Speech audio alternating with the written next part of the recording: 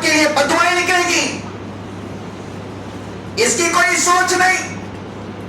آپ پٹاخے راتوں میں جلا رہے ہیں یا دن میں جلا رہے ہیں، غیروں کا طریقہ ہے، لیکن چھوٹا سا معصوم بچہ گھر کے اندر ہے، ماں کو ستا رہا ہے، سو نہیں رہا ہے، بل بلا رہا ہے، اس کی طبیعت ٹھیک نہیں ہے، ماں کوشش کرتی ہے کہ تھوڑی دیر سو جائے گا تو اس کے دل کو سکون مل جائے گا، صحت اس کو مل جائے گی، آرام مل جائے گا، ماں سلانے کی لاکھ کوشش کر رہی ہوتی ہے، ادھر نالائق غیروں کا طریقہ اپناتے ہوئے پٹاخے اس طرح جلاتا ہے کہ چھوٹے بچے کی نیند اڑ جاتی ہے، اگر وہ سویا بھی ہو تو ڈر کے مارے اچھل پڑتا ہے۔ کیا شریعت اس کی اجازت دیتی ہے؟ اللہم صلی علی سیدنا محمد۔ الحمد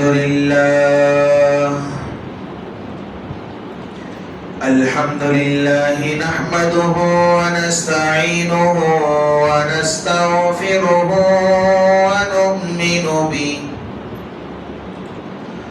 ونؤمن به ونتوكل عليه ونعوذ بالله من شرور أنفسنا ومن سيئات أعمالنا، من يهده الله فلا مضل له ومن يضلله فلا هادي له، ونشهد أن لا إله إلا الله وحده لا شريك له، ونشهد أن سيدنا ونبينا ومولانا محمدا عبده ورسوله، أما بعد فأعوذ بالله السميع العليم من الشيطان الرجيم، بسم الله الرحمن الرحيم، اليوم أكملت لكم دينكم وأتممت عليكم نعمتي ورضيت لكم الإسلام دينا۔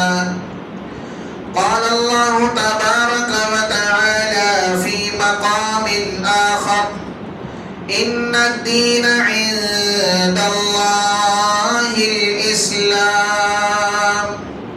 قال الله تبارك وتعالى في مقام آخر، وما آتاكم الرسول فخذوه وما نهاكم عنه فانتهوا، صدق الله مولانا العظيم۔ وقال النبي صلى الله تعالى عليه وسلم، من تشبه بقوم فهو منهم۔ وقال النبي صلى الله تعالى عليه وسلم، كل أمتي يدخلون الجنة إلا من أبى۔ قالوا يا رسول الله ومن يأبى؟ قال من أطاعني دخل الجنة ومن عصاني فقد أبى، أو كما قال النبي صلى الله تعالى عليه وسلم، رب اشرح لي صدري ويسر لي أمري واحلل عقدة من لساني يفقه قولي۔ اللهم صل على محمد وعلى آل محمد كما صليت على إبراهيم وعلى آل إبراهيم إنك حميد مجيد۔ اللهم بارك على محمد وعلى آل محمد كما باركت على إبراهيم وعلى آل إبراهيم إنك حميد مجيد۔ يا ربي صل وسلم دائما أبدا على حبيبك خير الخلق كلهم۔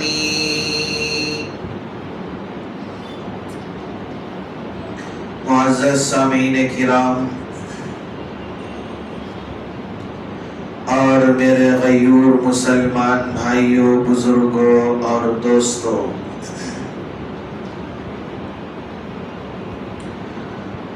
دین اسلام کامل اور مکمل دین ہے۔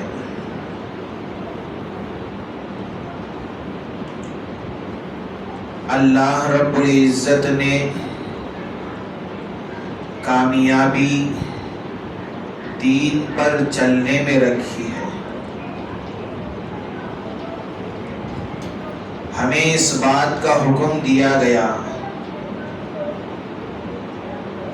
کہ آخری سانس تک دین اسلام پر ہی عمل کرنی ہے۔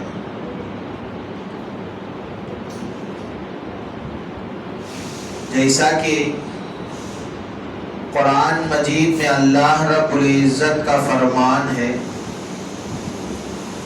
اليوم اکملت لکم دینکم واتممت علیکم نعمتی ورضیت لکم الاسلام دینا۔ میں نے تمہارے لیے تمہارے دین کو مکمل کر دیا، وَأَتْمَمْتُ عَلَيْكُمْ نِعْمَتِي، اور تم پر اپنی نعمت کو مکمل کیا، وَرَضِيتُ لَكُمُ الْإِسْلَامَ دِينًا، اور تمہارے لیے دین اسلام پر میں راضی ہو گیا۔ دین اسلام آخری دین ہے اور قیامت تک یہی دین حق ہے، اور اللہ رب العزت دین اسلام پر ہی جو آدمی زندگی گزارتا ہے اس سے خوش ہوتے ہیں۔ دنیا میں بہت سارے ادیان ہیں، لیکن اللہ کے یہاں سب سے پسندیدہ دین دین اسلام۔ جیسا کہ قرآن میں رب ذوالجلال ارشاد فرماتے ہیں، ان الدین عند اللہ الاسلام، اللہ کے یہاں سب سے پسندیدہ دین دین اسلام۔ اللہ کے یہاں اگر کوئی آدمی اسلام کے علاوہ کوئی اور دین لے کر جاتا ہے تو اللہ کے یہاں اس کا دین وہ قابل قبول نہیں ہوتا ہے۔ جیسا کہ اللہ رب العزت ارشاد فرماتے ہیں، وَمَن يَبْتَغِ غَيْرَ الْإِسْلَامِ دِينًا فَلَن يُقْبَلَ مِنْهُ، دین اسلام کے علاوہ دوسرا کوئی دین اللہ کے یہاں کوئی لے جائے گا، اللہ رب العزت اس کو ہرگز قبول نہیں فرمائے۔ ایک بات سمجھیں، اللہ رب العزت نے پیارے حبیب حضرت محمد مصطفیٰ صلی اللہ علیہ وسلم کو جو دین دے کر بھیجا ہے یہ قیامت تک کے لیے ہے۔ جو احکامات نبی علیہ السلام کو دے کر بھیجے ہیں وہ قیامت تک کے لیے ہیں، یعنی کہ قیامت تک جتنی انسانیت آئے گی ساری انسانیت کی کامیابی دین اسلام پر چلنے میں ہے، پیارے آقا صلی اللہ علیہ وسلم کو دیے گئے احکامات پر عمل کرنے میں۔ اگر کوئی آدمی دین اسلام کو چھوڑ کر دوسرا مذہب اختیار کرتا ہے وہ ہرگز منزل مقصود پر کامیاب نہیں ہو سکتا، وہ کامیابی کو پہنچ نہیں سکتا۔ اللہ کے نبی صلی اللہ علیہ وسلم کی زندگی ہمارے لیے اللہ رب العزت نے آئیڈیل بنائی ہے، ہم نبی کی زندگی کو نمونہ بنانا ہے۔ صحابہ کی زندگی کو نمونہ بنانا، اس لیے کہ سچا دین اسلام ہے، حقیقی دین اسلام ہے، دین اسلام ہی برحق ہے، دین اسلام ہی کامیابی کا راستہ ہے، دین اسلام پر چلنے والا ہی جنت تک پہنچتا ہے۔ دین اسلام سے ہٹ کر جو کوئی آدمی راستے پر چلتا ہے وہ جنت تک پہنچ نہیں سکتا، اس کا آخری راستہ جہنم تک ہے۔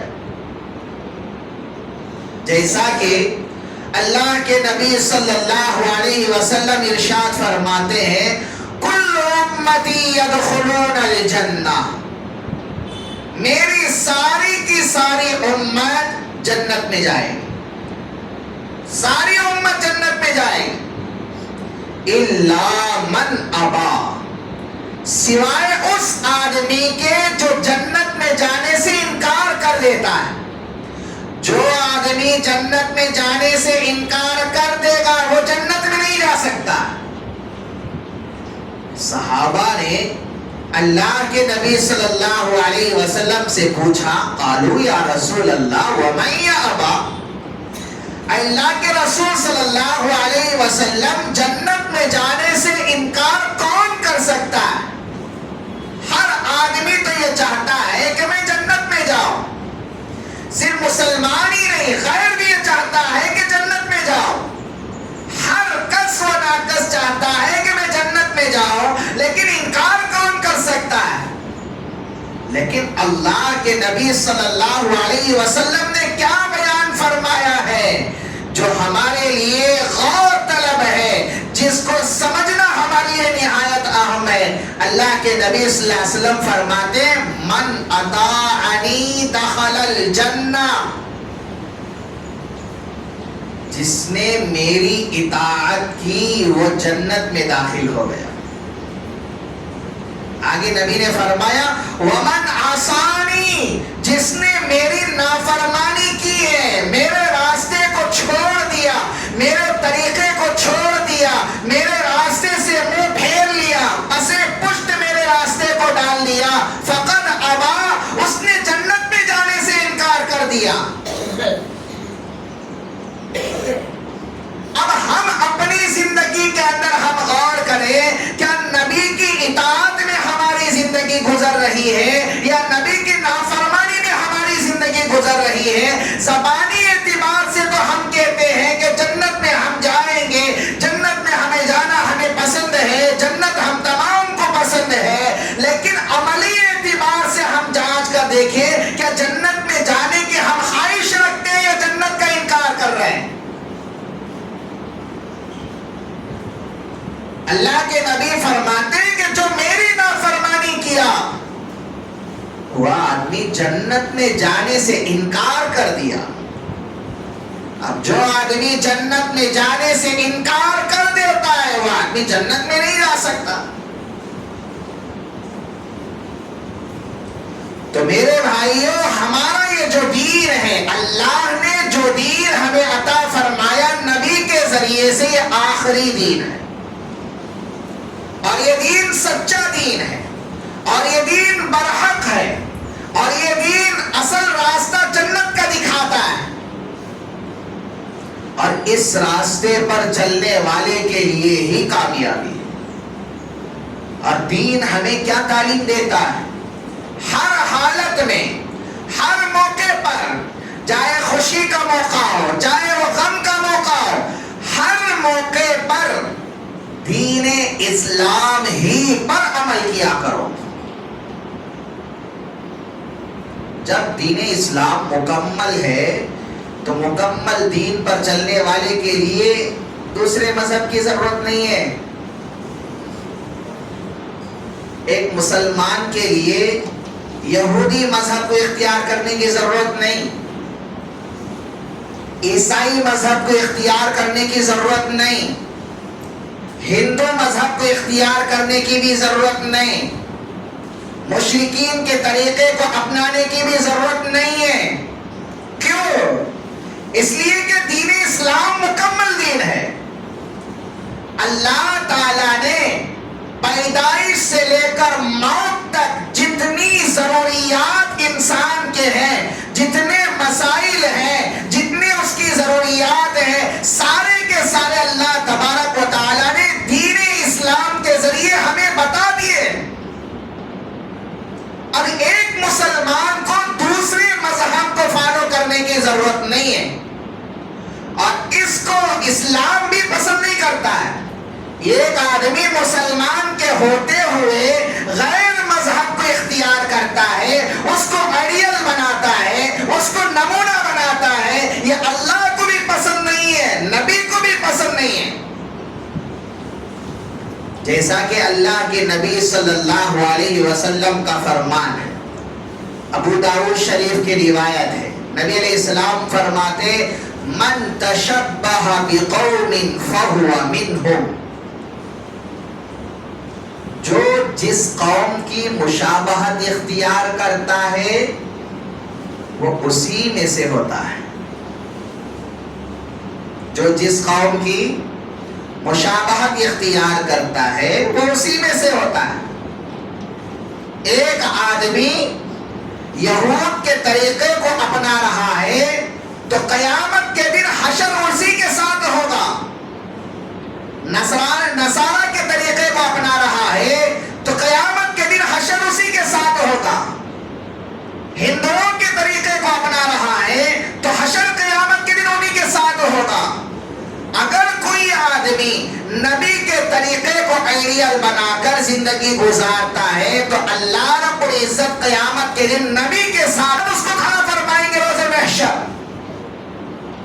جو کوئی آدمی صحابہ کے طریقے کو اپناتا ہے، نیک لوگوں کے طریقے کو اپناتا ہے، اللہ رب العزت قیامت کے دن انہی کے ساتھ اس کا حشر فرمائے۔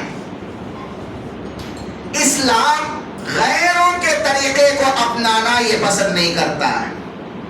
جیسا کہ اللہ کے نبی صلی اللہ علیہ وسلم نے صحابہ کو عاشورے کے دن روزہ رکھنے کا حکم دیا، یعنی 10 محرم الحرام کو روزہ رکھا کرو، اس کی فضیلت بھی بیان فرمائی۔ جو کوئی مسلمان 10 محرم الحرام کو روزہ رکھے گا، میں امید کرتا ہوں اللہ تعالیٰ اس کے 1 سال کے گناہ معاف فرما دیں گے۔ اللہ کے نبی صلی اللہ علیہ وسلم نے فضیلت بیان فرمائی، اور نبی علیہ السلام کو یہ بات معلوم ہوئی کہ مدینے کے اندر یہود بھی عاشورہ کے دن یعنی 10 محرم الحرام کو روزہ رکھ رہے ہیں۔ پیارے آقا صلی اللہ علیہ وسلم کو یہ بات معلوم ہوئی کہ 10 محرم الحرام کو عاشورہ کے دن یہود بھی روزہ رکھ رہے ہیں۔ کس بنا پر؟ اس وجہ سے کہ 10 محرم الحرام کو اللہ رب العزت نے حضرت موسیٰ علیہ السلام کو فرعون کے ظلم سے نجات عطا فرمائی، فرعون کو غرق کر دیا، موسیٰ علیہ السلام کو نجات عطا فرمائی۔ اس خوشی میں یہودی 10 محرم الحرام کو روزہ رکھ رہے ہیں۔ اللہ کے نبی صلی اللہ علیہ وسلم نے فرمایا اگر میں اگلے سال زندہ رہا تو 9 تاریخ کو روزہ رکھوں گا، یعنی 10 کے ساتھ 9 کو ملاؤں گا۔ اور یہ اللہ کے نبی صلی اللہ علیہ وسلم نے صرف اس لیے کہا تاکہ یہودیوں کی مخالفت ہو، ان کی موافقت نہ ہو۔ یہ لوگ 10 کو رکھ رہے ہیں، ہم 1 نہیں بلکہ 2 روزے رکھیں۔ اسی لیے علماء کرام نے کہا کہ عاشورہ کے دن اگر کوئی آدمی روزہ رکھنا چاہے اس کے لیے چاہیے کہ وہ یا تو 9 کو ملا لے یا تو 11 کو ملا لیا کرے تاکہ یہودیوں کی مخالفت ہو۔ اللہ کے رسول صلی اللہ علیہ وسلم کی سنت ہے امامہ باندھنا، پیٹھا باندھنا، پگڑی باندھنا۔ نبی علیہ السلام امامہ باندھا کرتے تھے۔ اللہ کے نبی صلی اللہ علیہ وسلم کو یہ بات معلوم ہوئی کہ یہود و نصارہ بھی امامہ باندھ رہے ہیں، وہ بھی پگڑی باندھ رہے ہیں، لیکن وہ بغیر ٹوپی کے باندھ رہے ہیں۔ اللہ کے نبی صلی اللہ علیہ وسلم نے کہا کہ ہم ٹوپی کے ساتھ امامہ باندھیں. وہ بغیر ٹوپی کے باندھ رہے ہیں لیکن ہم ٹوپی کے ساتھ باندھیں گے تاکہ ان کی مخالفت ہو جائے. دین اسلام نے عورت کو عزت بخشی ہے. اس سے پہلے عورت کی کوئی عزت نہیں تھی, کوئی حیثیت عورت کی نہیں تھی, کوئی عزت کی نگاہ سے نہیں دیکھتا تھا, کوئی اوقات عورت کی نہیں تھی. لیکن دین اسلام نے عورت کو عزت دی. یہودیوں کا طریقہ کیا تھا؟ ان کا مذہب یہ تھا کہ عورت کو جو مہینے میں ناپاکی کے دن ہوتے ہیں یا نفاس کے جو ایام ہوتے ہیں, ان دنوں میں یہودی اپنے گھر کے اندر ایک کمرہ ہوتا الگ سے, اس کمرے کے اندر بند کر دیتے تھے. اب جب تک وہ ناپاکی کے دن اس کے گزرتے اسی کمرے میں ہو, کھانا بھی وہی, پینا بھی وہی, اس کی قضاء حاجت بھی وہی. بیچاری عورت اسی کمرے میں سڑتی رہے جب تک وہ دن ختم نہیں ہوتے اسی کمرے میں, اور اس سے بول چال بند, اس سے تعلقات ختم. وہ کچھ نہیں کرے گی, وہ کمرے کے اندر رہے گی. یہ یہودیوں کا مذہب. اور عیسائی نصرانیوں کا مذہب کیا تھا؟ نصارہ کا مذہب یہ تھا کہ عورت کے یہ جو ناپاکی کے دن ہوتے ہیں, حیض و نفاس کے, ان دنوں میں وہ اتنا گھل مل جاتے تھے عورت کے ساتھ کہ اس سے مباشرت بھی کرتے تھے, جماع بھی کرتے تھے, اس سے ہم بستری بھی کیا کرتے تھے, اور سب کچھ ان کے ساتھ ہوتا تھا. جیسے معمولی ایام میں ہوتے ہیں ویسے ہی ان دنوں کے اندر بھی رہتے تھے.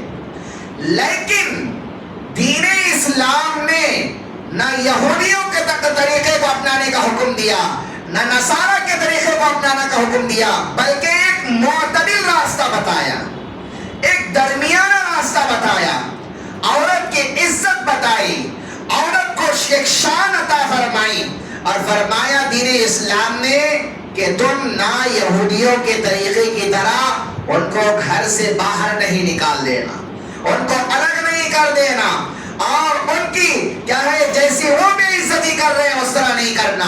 نہ یہ نصارہ کی طرح جیسے وہ ناپاکی کے دنوں میں بھی عورت سے مل لیتے ہیں اس طرح نہیں, بلکہ عورت ان دنوں کے اندر بھی اس کا ظاہری جسم پاک ہوتا ہے. آپ اس سے گھر کے کام و کاج بھی کروا سکتے ہیں, وہ خدمت بھی کر سکتی ہے, وہ کھانا بھی بنا سکتی ہے, وہ کھانا کی خدمت بھی کر سکتی ہے, شوہر کے پاس وہ سو بھی سکتی ہے. شوہر اگر اس سے کیا ہے نفع اٹھانا چاہے, ظاہری اعتبار سے نفع اٹھا سکتا ہے, جماع نہیں کر سکتا.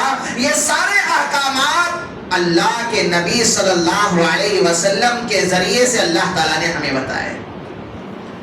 اس میں بھی یہود و نصارہ کے طریقے کو اپنانے سے منع فرمایا.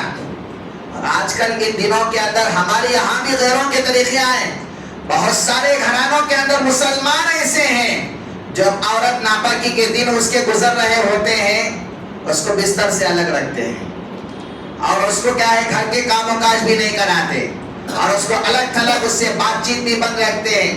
اور یہاں تک کہ ہمارے غلط عقائد بھی یہ بھی ہے, اچار کے اندر انہیں ہاتھ ڈال دی تو اچار خراب ہو جاتا ہے, کھانے کے اندر یہ کر دی تو وہ ہو جاتا ہے, چاند گرہن آ رہا ہے تو باہر نہیں نکلنا ہے, فلاں نہیں کرنا ہے, فلاں نہیں کرنا ہے.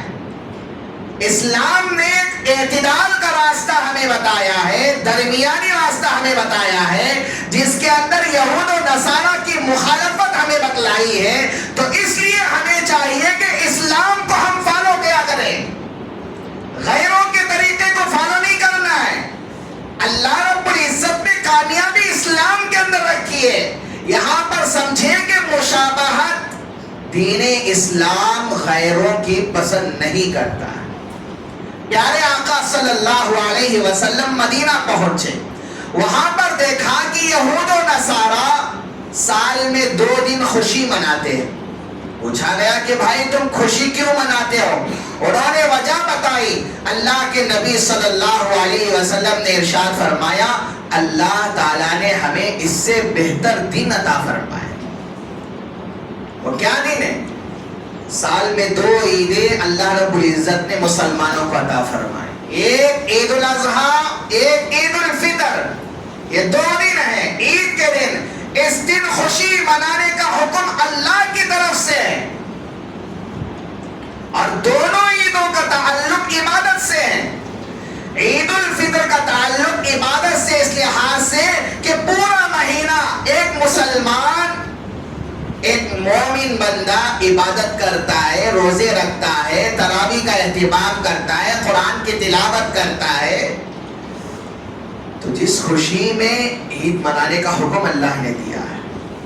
عید الاضحیٰ اس کا تعلق بھی عبادت سے ہے، یعنی کہ ان دنوں کے اندر 8، 9، 10، 11، 12 ان دنوں میں حج کیا کرتے حاجی لوگ، اور 10 ذی الحجہ کو قربانی بھی کرتے ہیں، حضرت ابراہیم علیہ السلام کی سنت ہے۔ تو گویا کہ دونوں جو عید اللہ نے عطا فرمائی اس کا تعلق عبادت سے ہے، اور یہاں پر سمجھیں کہ دین اسلام خوشی منانے سے نہیں روکتا ہے کہ بھئی آپ بھی خوشی منایا کرو، بچے کی پیدائش ہے آپ خوشی منایا کرو، شادی کا موقع ہے آپ خوشی منایا کرو، گھر کے اندر کوئی اچھا کام ہوا آپ خوشی منایا کرو، لیکن دین اسلام ایک حد بیان کرتا ہے کہ بھائی خوشی منانے کی ایک لمٹ ہوتی ہے، اس کا ایک حد ہوتی ہے، اس کی ایک حد ہوتی ہے، اس حد کے اندر رہ کر آپ خوشی منایا کرو، حد سے تجاوز نہ کیا کرو۔ مثال کے طور پر شادی کا موقع آتا ہے، اسلام کہتا ہے کہ بھائی خوشی مناؤ، لیکن حد کیا ہے کہ آپ اس خوشی کے اندر موسیقی کے قریب نہیں جانا، بینڈ باجے کے قریب نہیں جانا، اسلام میں حرام ہے، پٹاخوں کے قریب نہیں جانا، اسلام میں حرام ہے، رسومات بدعات ایجاد نہیں کرنا، اسلام اس کی اجازت نہیں دیتا ہے۔ تو دین اسلام خوشی منانے کا حکم تو دیتا ہے، اس کی حد بھی بیان فرماتا ہے۔ تو میرے بھائیوں ہمیں چاہیے کہ دین اسلام کو ہم فالو کیا کریں، جس پر اللہ رب العزت نے ہماری کامیابی رکھی ہے۔ غیروں کے دین، غیروں کے مذاہب، غیروں کو آئیڈیل بنانے کا اسلام ہمیں بالکل اس کی اجازت نہیں دیتا ہے۔ اور آج کل ہمارے یہاں غیروں کے بہت سارے طریقے ہماری زندگی میں آ گئے، ان کے جو عید ہوتے ہیں اس عیدوں کے اندر مسلمان بھی شریک ہو رہے ہیں، ہے کہ معلوم ہی نہیں ہوتا کہ یہ غیروں کی عید ہے یا مسلمانوں کی، ایسے گھل مل کر منایا جا رہا ہے۔ جیسا کہ مثال کے طور پر دیوالی آ رہی ہے، دیوالی کے موقع پر ہندو بھائی پٹاخے جلاتے ہیں، لیکن کہ ہمارے مسلمان نہیں جلا رہے، ہندوؤں سے زیادہ بھی بعض علاقوں میں مسلمان جلا رہے ہیں، ہندوؤں سے زیادہ مسلمان جلا رہے ہیں۔ شادی کے موقع پر دیکھیں ہندو بھی اتنا نہیں جلاتا جتنا مسلمان جلاتا ہے۔ طریقہ کس کا ہے؟ کس کا طریقہ ہے؟ مسلمان کا ہے، مومن کا طریقہ ہے۔ پھر بھی مسلمان یہ کہتا ہے کہ میں جنت میں جاؤں گا، جنت کی خواہش۔ میں نے شروع میں حدیث بیان فرمائی، پیارے آقا صلی اللہ علیہ وسلم پھر سے کہتا، اللہ کے نبی نے فرمایا کل امتی یدخلون الجنہ، میری ساری امت جنت میں جائے گی، الا من ابا، سوائے اس کے جس نے جنت میں جانے سے انکار کر دیا۔ صحابہ نے پوچھا اللہ کے رسول جنت میں جانے سے انکار کون کر سکتا ہے؟ اللہ کے نبی نے کیا فرمایا؟ من اطاعنی دخل الجنہ، جس نے میری اطاعت کی، مجھے آئیڈیل بنایا، میرے راستے پر چلا، میرے طریقے پر چلا، میری زندگی کو اپنی زندگی کے اندر لانے کی کوشش کی، وہ جنت میں داخل ہو گیا۔ آگے کیا فرمایا؟ ومن عصانی فقد ابا، جس نے میرے طریقے کو چھوڑ دیا، جس نے میری نافرمانی کی، جس نے میری روگردانی کی، میرے طریقے کو پسے پشت ڈال دیا، غیروں کے طریقے کو اپنایا، غیروں کے طریقے کو پسند کرتا رہا، تو اللہ کے نبی صلی اللہ علیہ وسلم نے فرمایا فقد ابا، وہ جنت میں جانے سے انکار کر دیا۔ جب جنت میں جانے سے وہ انکار کر دیا تو آپ خود بتائیں کہ وہ جنت میں جا سکے گا؟ دیوالی کے موقع پر پٹاخے یہ اس اعتبار سے جلاتے ہیں، ایک اعتبار یہ بھی ہے، بچے جلاتے ہیں نا، بچے ستاتے بول کر دے رہے، اب یہ ستاتے بول کر دلا رہے، بڑے ہو کر کیا وہ رک جائیں گے؟ آپ ہی کے تو بچے ہیں، بڑے ہونے کے بعد بھی آپ کو ستائیں گے۔ عادت کس نے ڈالی ہے؟ کس نے عادت ڈالی ہے؟ اگر بچپن میں روکے ہوتے تو بڑے ہو کر جلاتے، بچپن میں ستاتے بول کر دلائے، اب بڑے ہو کر خوشی منانے کے اعتبار سے وہ جلا رہے ہیں۔ آپ خود بتائیں کہ نبی کے طریقے کو انکار کر کے جنت کے خواہش مند ہیں یا جنت کا انکار کر رہے ہیں؟ اللہ کے نبی صلی اللہ علیہ وسلم نے غیروں کی مشابہت سے منع فرمایا، مثالیں ابھی میں نے بیان کی تفصیل سے۔ اب یہ غیروں کا طریقہ ہے، اب اس طریقے کو منانے پر کیا کامیابی مل سکتی ہے؟ نقصانات کتنے اس کے اندر ہیں، کتنے نقصانات ہیں؟ نمبر 1، پٹاخے جلانے پر سب سے بڑا نقصان فضول خرچی ہے، فضول خرچی، بیکار کا پیسہ آپ جلا رہے ہیں۔ دوسرا نقصان، دوسروں کو تکلیف پہنچانا ہے، راستے میں چلنے والوں کو تکلیف۔ پٹاخہ جل رہا ہوتا ہے، کوئی آدمی گاڑی میں آیا، اب اسے دیکھ کر فوری طور پر ڈر کے مارے وہ گاڑی گرا دیتا ہے، نقصان اس کی جان کا ہوا۔ کیا شریعت اس کی اجازت دیتی ہے کہ دوسروں کو نقصان پہنچائے؟ آپ پٹاخے جلا رہے ہیں، غیروں کا طریقہ ہے، لیکن اس کا نقصان یہ بھی ہے کہ ہمارے گھر کے بازو میں کوئی ہارٹ پیشنٹ ہے، ہارٹ کا مریض ہے، دل کا دورہ اس کو پڑا تھا، ابھی آپریشن کر کے گھر آیا ہوا ہے، اور آپ اس کی کوئی فکر نہیں کرتے، جس کی وجہ سے اسے نقصان کتنا پہنچے گا۔ کیا اس کے دل سے دعائیں نکلے گی یا آپ کے لیے بددعائیں نکلے گی؟ اس کی کوئی سوچ نہیں۔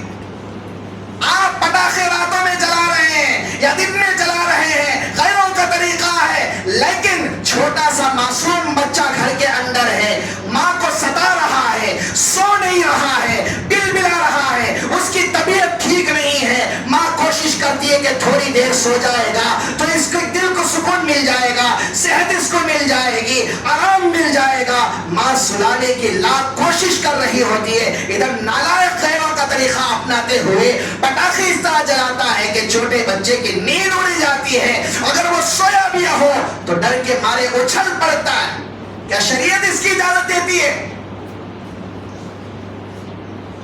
کتنے پٹاخے جلا رہے ہیں، اور اس کا نقصان یہ بھی ہے جس کی دھواں اور جس کی دھواں کی وجہ سے کتنے لوگوں کی موتیں واقع ہو رہی ہیں، لوگوں کی الرجی ہوتی ہے، دھواں نہیں بنتا ہے۔ اب آپ کے پٹاخے جلانے کے اتنے دھواں ہوتے ہیں جس کی وجہ سے کتنے لوگوں کو تکلیف پہنچتی ہے۔ کم سے کم اس بات کی طرف غور تو کر رہے ہیں؟ نہیں، کوئی غور نہیں، کوئی فکر نہیں، بس اس معنی میں کہ غیر جلا رہے ہیں تو ہم بھی جلائیں۔ میرے بھائیوں، شریعت اس کی بالکل اجازت نہیں دیتی ہے۔ شریعت ہمیں اس بات کا حکم دیتی ہے، کامیابی اگر چاہتے ہو تو نبی کا طریقہ اپنا لو، کامیابی تمہارے قدم چومے گی۔ اگر نبی کا طریقہ چھوڑ دو گے، لاکھ کوشش کر کے بھی کامیابی کو حاصل نہیں کر سکتے۔ عبادت جیسی عبادت کے اندر ہی اللہ کے نبی صلی اللہ علیہ وسلم نے مشابہت کو پسند نہیں کیا، تو ان چیزوں میں کیسے؟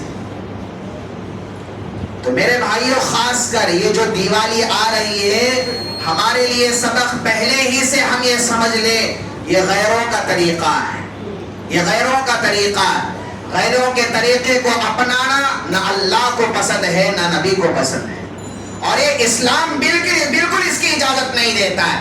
ہمیں چاہیے کہ فضول خرچی سے ہم بچیں، اپنے بچوں کو غیروں کی مشابہت اختیار کرنے سے روکیں، اپنے گھروں میں بند کر کے رکھیں، یا کہیں اور گھمانے کے لیے لے چلیں، یا کہیں اور گھما کر لے کر آئیں، ان کی تفریح بھی ہو جائے گی اور غیروں کے طریقے کو اپنانے سے بھی ہمارے بچے بچ جائیں گے۔ لیکن خامخواہ بچوں کا دل بہلانے کے لیے، ان کو خوش کرنے کے لیے انہیں پٹاخے دلانا، انہیں جلانا، اس کے اندر ہماری ہمت افزائی کرنا، انہیں نئے کپڑے پہنانا، گھروں کے اندر کیا اچھا سا کیا بریانی وغیرہ بنا کر، میٹھے وغیرہ بنا کر غیروں کے ساتھ اس کو تقسیم کر لینا، یہ ہماری شریعت بالکل اجازت نہیں دیتی ہے۔ یہاں پر مسئلہ بھی سمجھتے ہوئے چلے، اگر کوئی آدمی غیروں کے طریقے کو اپناتے ہوئے خوش ہوتا ہے، غیروں کے طریقے کو اپناتے ہوئے خوش ہوتا ہے، علماء کرام نے یہاں تک لکھا ہے کہ اس کا ایمان خطرے میں پڑ جاتا ہے، کفر تک وہ آدمی پہنچ جاتا ہے۔ کیوں؟ غیروں کے طریقے کو اپناتے ہوئے آدمی خوش ہوا تھا، اس کا ایمان خطرے میں یہ آدمی کفر تک پہنچ جاتا ہے۔ تو اس لیے ہمیں ڈرتے رہنا چاہیے۔ ایمان جو اللہ نے ہمیں عطا فرمایا سب سے بڑی اہم دولت ہے، جس کی بدولت جنت ملتی ہے، جس کی بدولت کامیابی نصیب ہوتی ہے، جس کی بدولت رضا الہی نصیب ہوتا ہے، جس کی بدولت آخرت کی کامیابی و کامرانی ہمیں نصیب ہوتی ہے، اس ایمان کی حفاظت کی فکر ہمارے لیے نہایت ضروری ہے۔ تو اس لیے میرے بھائیوں، سارے ساتھی ارادہ کریں کہ انشاءاللہ العزیز آخری دم تک اسلام پر چلنے کی کوشش کریں گے، نبی کے طریقے کو اپناتے ہوئے زندگی گزاریں گے، غیروں کی مشابہت سے اپنے آپ کو اور اپنے والوں کو، اپنے بچوں کو، اپنے گھر والوں کو بچاتے ہوئے زندگی گزارنے کی کوشش کریں گے۔ اللہ تعالیٰ سے دعا گو ہو کہ اللہ تعالیٰ جو کچھ کہا اور سنا گئے ان باتوں پر سب سے پہلے کہنے والے کو عمل کی توفیق عطا فرمائے۔ اللہ تعالیٰ ہم تمام کو عمل پیرا بنائے۔ آمین۔ وآخر دعوانا ان الحمدللہ رب العالمین۔